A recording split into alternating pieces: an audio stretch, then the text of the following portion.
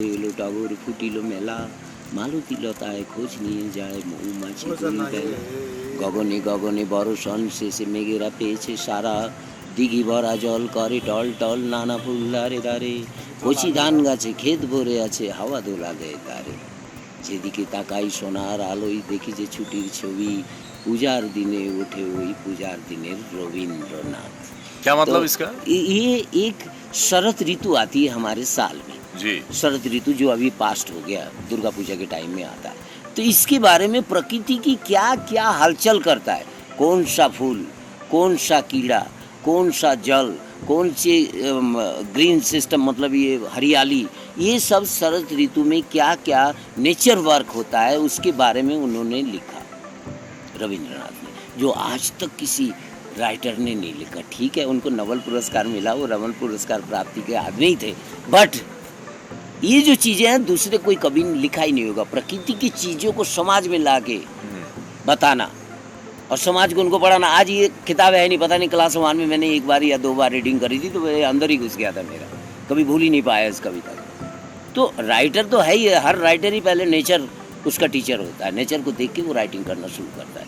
ये तो top true है ना। तो रविंद्रनाथ ने भी वही किया, नेचर की बातें पब्लिक को बताई। तो नेचर का ही एक 2 महीने का पार्ट का ये उन्होंने अभी जो था कविता लिखी थी। लेकिन जो एकला चलो रे वाले में आप थोड़ा ये मैं इसे पसंद नहीं करता, मुझे हर वक्त कोई ना कोई चाहिए होता है। अच्छा, मुझे पसंद नहीं, सब हो सकता है। संग बिना कैसे शंकर का आप तपस्वी बनेंगे, बिना संग का बन जाएंगे। संग चाहिए नहीं। एक बात मैं कर रहा हूँ, आप सामने हो तभी तो मैं बात कर रहा हूँ, क्या मैं हवा में फैला रहा हूँ बातों को। तो संग जरूरी है। अच्छा, जो बंग जरूरी है, बंग जरूरी, एक कांग्रेस, एक संगठन, एक बहुत बड़ा सभी संघ। फैमिली वन फैमिली, जिसे सभी धर्मों ने ये कहा जो हम आए थे एक नारी एक पुरुष, तो पूरा संसार तो एक है रे भाई। तो गौतम बुद्ध ने भी तो संघ चलाया, तो टैगोर साहब की ये बात तो गौतम बुद्ध के भी खिलाफ जाती है। इनलाइटिंग मैन था, उनके पास नई नई बहुत सारी चीज़ें आई थी, वो नई नई चीज़ें उन्होंने वेद वेदांत से अलग हट के लोगों को बोला, तो लोगों को पसंद आया। क्योंकि जो हम वेद वेदांत की चर्चा अभी कर रहे हैं या पढ़ रहे हैं या उससे तो हम घट ही जा रहे हैं। लेकिन तो ज्ञान, कुछ लोग धरती में आते हैं जो मिडिल बातें बताते हैं, इन दोनों को हटा के चैप्टरों को एक बीच की बात बताते हैं, उसी का नाम है मिडिल वे। ज्ञान हासिल करने के बाद, ज्ञान हासिल करने के बाद पहले बुद्ध अकेले ही चले थे ना 8 साल। हाँ, अकेला वो डोमेश्वरी बोल के एक पहाड़ है, वहाँ रहते थे 6 साल, उन्होंने बिना खाए पिए बिल्कुल हड्डी स्वरूप हो गए थे।